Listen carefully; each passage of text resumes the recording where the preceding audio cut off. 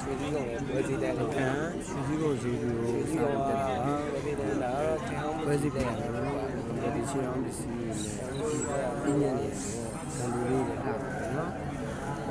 ဒီယူရဲကျွန်တော်ပြောတဲ့ကြီးတွေတက်ရတာဒီယူတွေတော့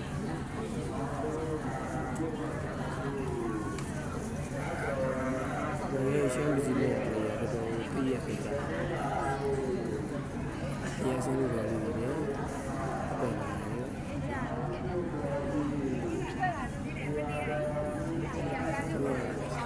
မစားလို့လည်းစား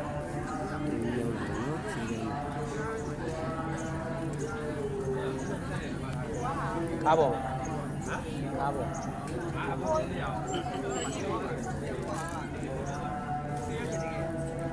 စီအောင်လေရီဒီလိုမျိုးရောကြဒါကျွန်တော်စီးကုန်စီးပေါ်ရောက်ပါပြီနော်ရောက်တယ်ဒီလို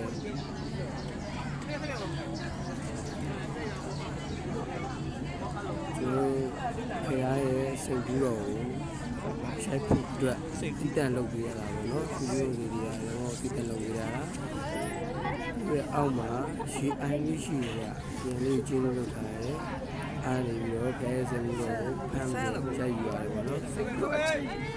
ရေထဲမှာဟဲ့လားအရေဘွက်ထဲမှာဒီဘက်ကကွယ်လို့တော့ဟုတ်လားဘယ်တော့ဟိုဘက်ကတော့ဒီဘက်ကကွယ်လို့ပါအေးဒါအိမ်မှာပေါ့ကလေး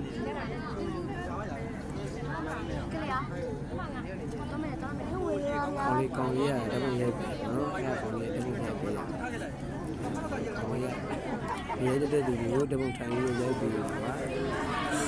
ပကံရဲ့ရွှေစည်းကုန်စီဒီပါရွှေစည်းကုန်စီဒီရဲ့ဒါတော့ရောင်းမလေးဖြစ်ပါစေနော်ဒီတော့ဒီပြားယူလို့ဒီညာဘက်ချောင်းဆင်းနေပါတယ်ဒီပြချူချူညာဘက်ချောင်းကဆင်းပြီးပြီးဆင်းနေတယ်အဲဒီညာလေးနေရတယ်နော်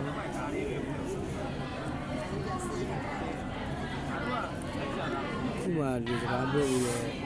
အစင်းဘောမျိုးတော့မဟုတ်ဘူးနဲ့အစင်းဘောမျိုးကိုလှုပ်ချင်တယ်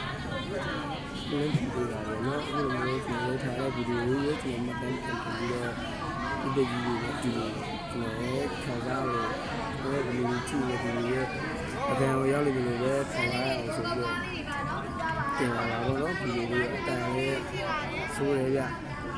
အကြောင်းကိုသိခံလာလို့အမားလေးပါလေတောင်းပန်ပါတယ်ကျွန်တော်ခေါင်းရင်းနေရတယ်နောက်လာမယ့်